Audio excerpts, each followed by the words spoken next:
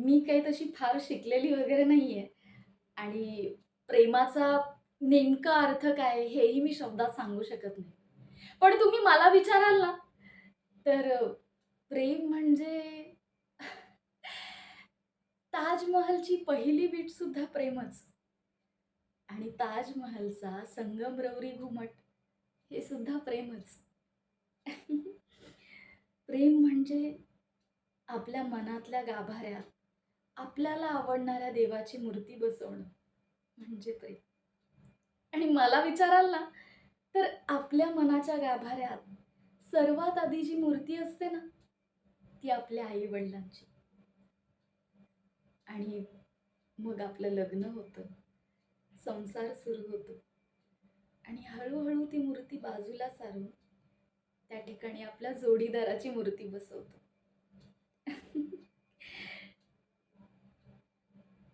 पण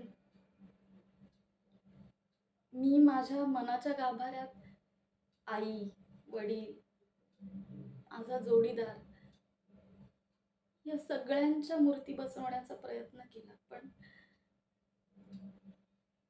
पण मी कुणाच्या तरी मनाच्या गाभाऱ्यात मूर्ती म्हणून प्रवेश करणं इतकं इतकं थोर भाग्य माझं नाही.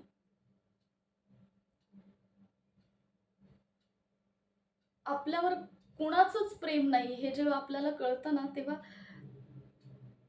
आतून उद्ध्वस्त झाल्यासारखं वाटतं.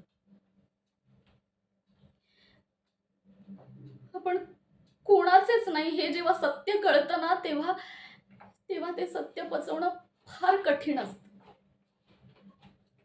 आणि त्याहून कठीण असतं ते हे अशा अवस्थेत असताना सुद्धा ओठांवर स्माईल ठेवून वावरणं, हे त्याहून कठीण. पण ना, मला हे सगळं जमलंय. हो. काय वेळ आली ना, तर फुलपाखराच्याही पंखात गरुडाचं बळ येतच की. आणि तेच बळ माझ्याही पंखात आलंय असं समजा तुम्ही. आणि त्याच जोरावर माझ्या नसलेल्या माझ्या संसारात मी ठामपणे उभी आहे. किती काळ ते माहित नाही. पण आहे.